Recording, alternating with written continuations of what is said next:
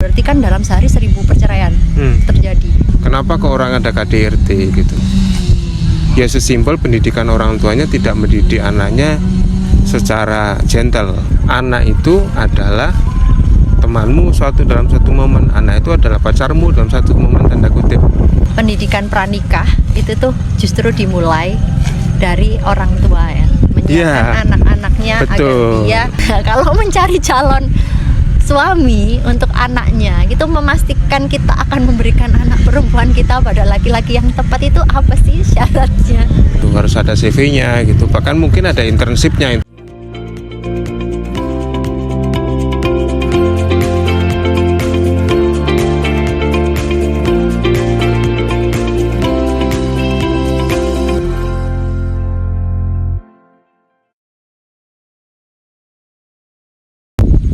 Assalamualaikum warahmatullahi wabarakatuh. Waalaikumsalam warahmatullahi wabarakatuh. Di mana ini kita? Di tengah sawah. Di tengah sawah. Bagus nih senjanya, Masya Allah. Dan iseng aja pengen ngobrol di tengah sawah ya, mumpung lagi we time. Kemarin itu melihat sebuah berita yang sebenarnya ini akun semi-semi guyonan, cuman mengena juga gitu.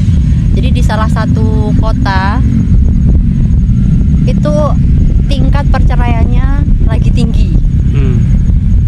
Sampai si akun ini sampai nulis, yuk rek kesini lagi banyak janda-janda kembang baru berterbaran di kota ini kayak gitu kan. Aku kan bacanya miris ya. Terus setelah membaca berita itu, aku iseng mencari data dari statistik statistik tentang perceraian yang terjadi. Ternyata memang lumayan mengagetkan sih. Dari tahun ke tahun itu tingkat perceraiannya itu cenderung naik. Dalam setahun itu di Indonesia pada tahun 2023 itu sekitar kasusnya itu 400.000 perceraian. Itu pun yang terdata gitu. Ini belum yang nggak terdata, 400.000. Dan aku lihat tren 5 tahun ke belakang sama 1 tahun ke depan ya, karena waktu itu 2023 sama 2024 itu agak turun tapi masih mendekati, jadi sekitar 399.000. Tapi kalau dilihat trennya dia menaik grafiknya. Nah itu kan kayak berarti kalau kita bicara sekitar 400.000 ya dalam 1 tahun, berarti kan dalam sehari itu sekitar berapa? Ya kali kita bilang 300 ya, 360 gitu ya, 360.000. Berarti kan dalam sehari 1000 perceraian terjadi.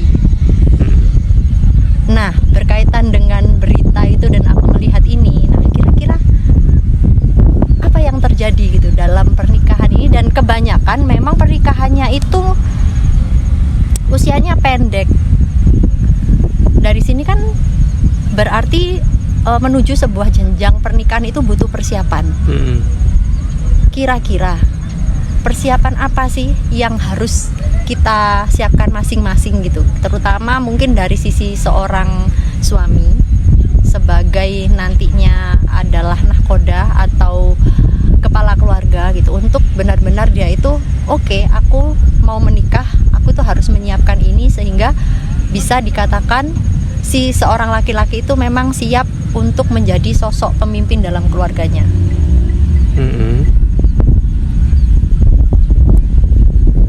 Ya sebenarnya jawabannya umum ya. Persiapan itu pasti fisik, mental, dan ekonomi.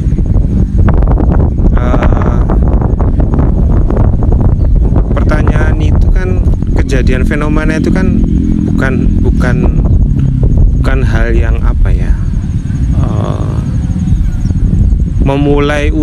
memulai sesuatu itu kan relatif mudah ya, cuman mempertahankan itu kan yang paling susah.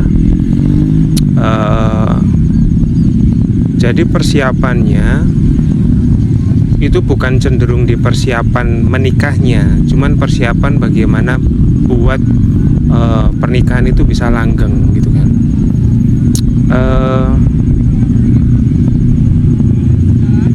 apa ya, kalau saya sendiri menyiapkan itu sesimpel pasangan itu adalah orang yang menemani kita setia pertama kali dan kemungkinan besar akan menemani kita terakhir kali gitu. Yang pertama di saat menikah ya otomatis berdua.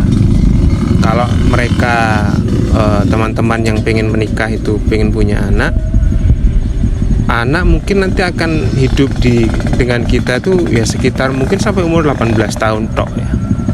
18 tahun tok, terus nanti waktunya dia untuk hidup mandiri gitu. Di saat dia hidup mandiri, waktunya untuk di rumah akan lebih sedikit. Sekarang yang di rumah siapa lagi kalau bukan pasangan gitu kan. Dan terus nanti di saat sudah besar anak-anak kita menikah gitu, yang akan menemani kita lagi siapa? Ya pasangan kita gitu. Mungkin ada kayak misalnya kasus pernikahan, nggak tahu tadi yang 400.000 itu salah satu penyebabnya mungkin karena dia lebih memilih wanita lain misalnya gitu. Ya berarti memang alasan dari awalnya dia tidak kuat. Gini, pernikahan itu separuh agama ya. Pernikahan itu kan separuh agama, menyempurnakan agama. Nah, menikah itu kalau dari sisi agama, bayangkan kalau kita tiap hari itu membantu orang. Kita mentraktir orang aja deh. Traktir orang itu apakah berpahala? Berpahala. Apakah kita mentraktir teman, mentraktir kolega itu tiap hari? Enggak.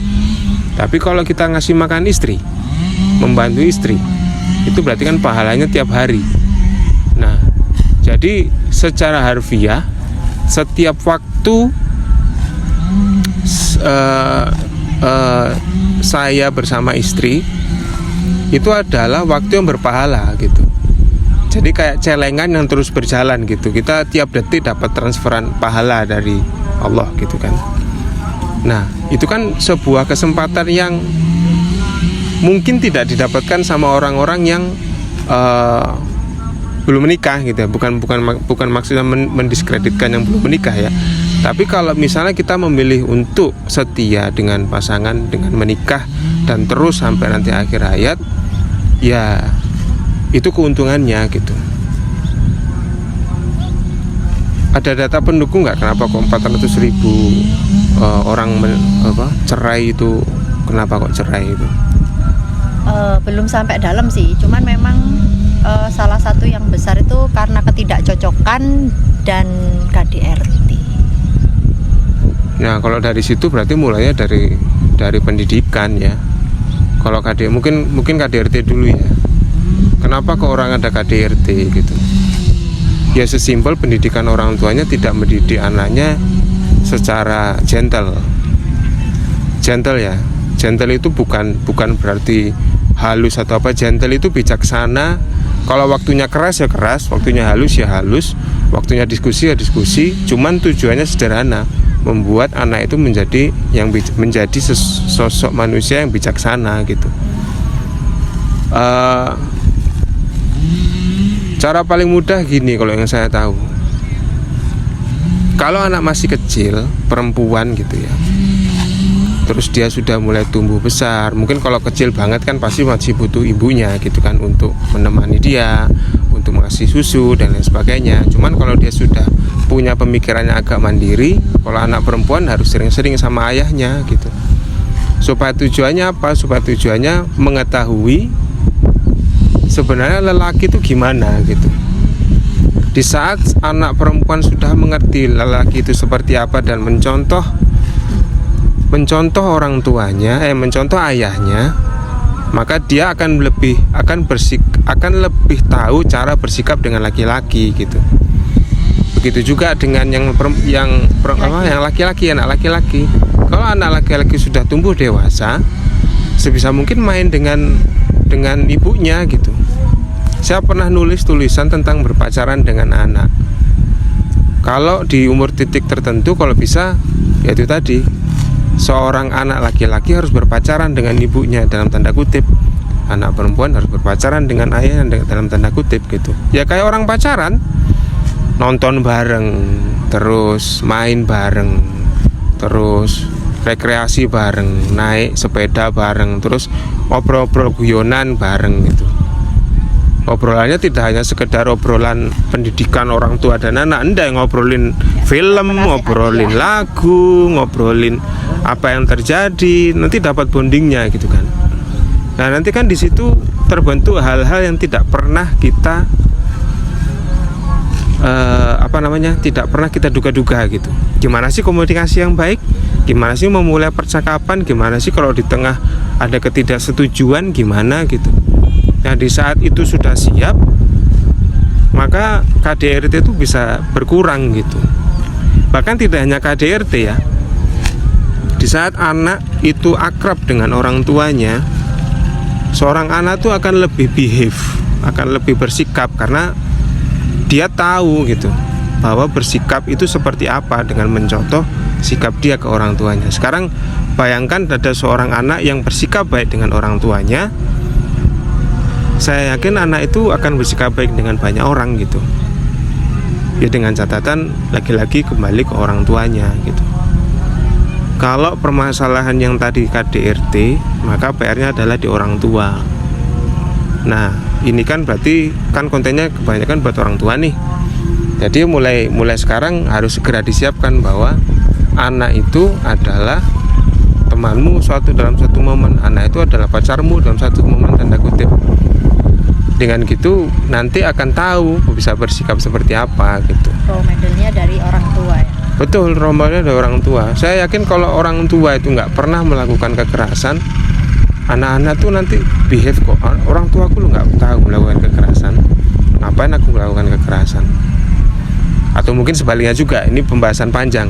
Bisa sebaliknya juga lihat orang tua yang saling berpukul-pukul, mukul-mukul terus KDRT terus, bisa jadi anaknya trauma terus. Aku nggak mau jadi seperti ayahku yang suka mukul ibuku, bisa jadi gitu. Atau aku nggak mau seperti ibuku yang selalu memarahi ayahku, bisa jadi gitu. Banyak hal, cuman cara yang paling mudah dan cara yang paling tepat dan cepat menurut saya ya kita menjadi orang tua teladan. Caranya paling mudah yaitu tadi, dekat sama anak. Pendidikan pranikah itu tuh justru dimulai dari orang tua ya, menyiapkan anak-anaknya agar dia siap menjadi sosok suami dan sosok istri yang seideal mungkin. Betul. Gitu ya. Berarti pendidikan pranikah dari anak-anak masih kecil ya. Karena bagaimanapun ya orang tua ya kembali ya. Jadi kalau kita lihat kasus seperti KDRT beberapa waktu lalu tuh, selebgram seorang perempuan ya, kalau mereka menyalahkan si laki-laki yang KDRT, coba deh lebih panjang lagi gitu. Pasti aku yakin itu berawal dari pendidikan masa kecilnya, pengalaman-pengalaman yang dia lihat, yang dia alami waktu dia masih kecil, sehingga terbentuklah dia sosok suami yang setega itu gitu, melakukan KDRT kepada istrinya. Terus tadi sempat membahas bahwa ada momen di mana anak itu menjadi pacar ya bagi orang tua yang perempuan, untuk laki-laki sama ibunya. Nah ini nih sejalan banget dengan konsep fitrah based education. Jadi kan kalau kita bicara seperti ini kan lebih jelas jika kita memberikan usia ya. Kalau rentan usia itu kan antara 0 sampai 2 tahun, jelas lebih dekat. Ini bukan berarti lebih dekat ibunya terus ayahnya enggak. Cuma maksudnya prosentasenya 0 sampai 2 tahun itu pasti dengan ibu. Karena dengan ibu itu di situ ada kewajiban menyusui, membelai, kasih sayang. Nah, sosok yang digantungkan oleh anak saat dia masih bayi tentu lebih banyak pada ibunya. Itu 0 sampai 2 tahun. Setelah itu di atas 2 sampai sekitar 7 tahun. Nanti saya koreksi ya kalau ini rentannya salah. Seingat saya itu dekat dengan ibu dan bapaknya, kedua orang tuanya, karena memang saat itulah anak-anak kan mulai mengenal dunianya gitu, mengenal yang mana ini perempuan, yang mana ini laki-laki, seperti apa dunia ini dikenal dari sudut pandang ibunya dan ayahnya, seperti itu. Nah, ketika usia 7 sampai menjelang akil balik, kira-kira 12 ya, 10 atau 12. Nah, ini baru untuk anak perempuan itu lebih didekatkan pada ayahnya. dan anak laki-laki lebih banyak main sama ibunya. Kenapa? Karena mereka menjelang akil balik ini sorry kebalik. Menjelang akil balik itu sesama dulu. Misalkan anak perempuan itu dekat sama ibunya dan yang laki-laki dekat sama ayahnya. Kenapa? Karena dia harus mengenali dirinya dulu dari sosok terdekatnya. Oh, anak perempuan tuh harusnya bersikap seperti ini loh. Apalagi yang paling tahu akil balik itu kan pasti ya sesamanya. Misalkan anak perempuan akan haid, terus habis itu akan mengalami banyak perubahan fisik. Anak laki-laki juga mimpi basah, terus apapun itulah berubah suara keluar. Ini kan paling ngerti adalah orang tua yang sama jenisnya. Nah, ini juga nanti kalau panjang hubungannya dengan kalau ada penyimpangan LGBT, yang cowok ke cewek-cewekan, cewek ke cowok-cowokan, itu bisa jadi karena suplai maskulinitas, feminitasnya itu nggak seimbang gitu. Nah, itu kenapa butuh sosok yang sesama jenis kelaminnya. Nah, setelah itu 7-10, nah 10 menuju akil balik. Nah, itu baru didekatkan dengan anak perempuan dengan ayahnya, laki-laki dengan ibunya. Tadi bener ya, udah dewasa gitu. Kenapa? Agar dia setelah mengetahui dia ini jenis kelaminnya apa, dan pasti di situ kan anak-anak tuh akan mulai muncul ya rasa tertarik dengan lawan jenis. Nah, itu dia akan berkiblat kepada sosok. Misalkan perempuan, dia akan melihat nih ayahnya memperlakukan dia seperti apa. Kalau tadi suami saya bilang jadi aja gimana bersenang-senang bersama, bagaimana ayahnya memperlakukan si anak perempuan ini, itu akan menjadi role modelnya dia untuk mencari sosok suami kelak. Oh, ayahku memperlakukan aku seperti ini loh. Berarti harusnya idealnya seorang laki-laki memperlakukan perempuan tuh kayak gini gitu. Dan aku harus mencari pasangan yang ini loh, yang sesempurna ini loh seperti ayahku. Aku nggak mau yang enggak selevel dengan ayahku, minimal ya sama dengan ayah, sama dengan laki-laki. Ketika dia dekat dengan ibunya, maka dia akan tahu seorang perempuan memperlakukan seorang laki-laki itu seperti apa. Selain itu juga melihat interaksi.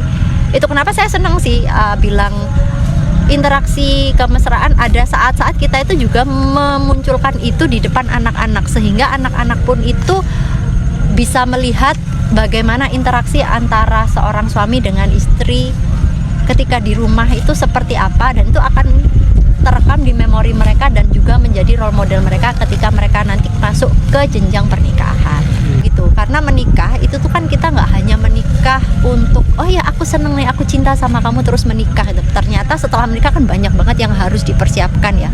Menikah dengan istrinya sendiri saja ada berapa lapis. Nikah secara pertama agama, yang kedua menikah secara fisik untuk kebutuhan biologis, terus akhirnya mempunyai keturunan gitu kan. Selain itu ada juga yang namanya nikah ideologi menurutku. Kan kita dua orang yang mempunyai latar belakang dan pemikiran berbeda, dan untuk menyatukannya itu pun kan butuh effort untuk komunikasi yang benar tuh kayak gimana. Terus frame of reference-ku sama kamu agar menjadi kita itu seperti apa gitu. Itu yang ketiga. Terus keempat, menurutku juga nikah bahasanya bakat ya.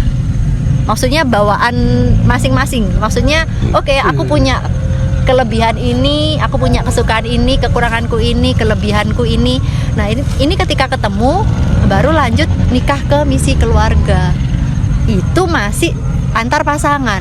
Belum masing-masing pasangan tuh kan juga punya keluarga. Ini bayangin bisa gini nih. Kan kita punya anak cewek. Ini seorang bapak nih laki-laki. Nah, kalau mencari calon suami untuk anaknya gitu, memastikan kita akan memberikan anak perempuan kita pada laki-laki yang tepat, itu apa sih syaratnya? Nggak bisa to the point ya kalau model gitu ya. Yang pasti kalau pertanyaannya menyiapkan anak yang seperti apa, ya otomatis ya kayak orang lamar kerja ya. Orang ngelamar kerja kan, kalau kita ngelamar, misalnya kita punya perusahaan deh gitu, terus kita ada karyawan mau masuk gitu kan, yang dilihat apa ya hal umum, CV-nya gitu kan, terus sepak terjangnya gimana, cara berkomunikasinya gimana, apakah cocok dengan culture fit di perusahaan kita, apakah cocok dengan pekerjaan yang akan dilakukan, ya sama gitu, hampir sama. Kalau untuk misalnya menikahkan nanti anak saya dengan seorang laki-laki, ya saya akan mentreatment sama gitu, harus ada CV-nya gitu, bahkan mungkin ada internshipnya tapi bukan menikah dulu ya. Internshipnya itu berarti ya harus banyak berkomunikasi dengan saya, misalnya ngobrol dengan saya gitu, misalnya kasih aja waktu sesi dalam sebulan seminggu 3 kali ketemu sama saya gitu kan, terus ngobrol, keluar bareng. Nggak tahu, ini baru bayangan ya, belum yakin, cuman ya apapun yang dilakukan untuk mencari tahu sebenarnya nih laki-laki ini gimana gitu. Kalau dari awal aja dia sudah nyerah, ya berarti ya sudah kan, berarti ngapain dilanjutkan gitu.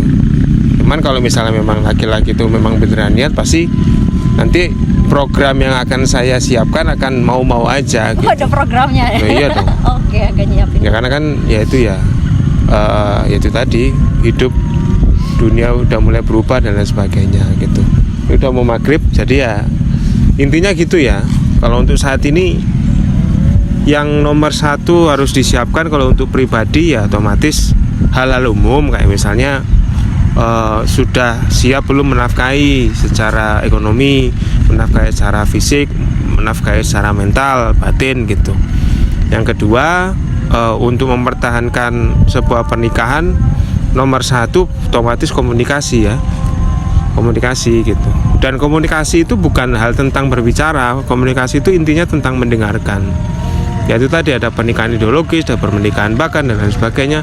Kalau kita khususnya laki-laki ya, yang pegang komando ya, itu bisa mendengarkan dengan baik, saya yakin si laki-laki juga bisa berbicara dengan baik gitu. Misalnya kita mendengarkan istri kita ngomong ABCDFG, kita mengerti dan kita akan ngerti, oh berarti kedepannya harus seperti ini nih, kedepannya harus ngomongnya kayak gini nih dan lain sebagainya. Jadi tidak bisa kita menuntut istri kita untuk mengerti, tapi tuntutlah diri kita untuk mengerti dulu gitu. Di saat kita nanti sudah mengerti orang itu gampang kok. Kalau kita tuh udah mengerti orang ini, oh orang ini ternyata kayak gini, dan ego itu akan turun sendiri gitu. Di saat kita sudah mengerti pasangan, ego akan turun sendiri dan kita akan tahu kebutuhan sebenarnya yang dibutuhkan apa gitu. Ya karena sudah sore dan ini tadi memang mendadak ingin aja ngobrol di sini, kok asik ya awalnya ngobrol, yuk sekalian ngevlog. Ntar kita lanjut lagi ya, kan karena masih ada banyak pertanyaan nih pengen diobrolin. Tapi sampai sini dulu, terima kasih, wassalamualaikum.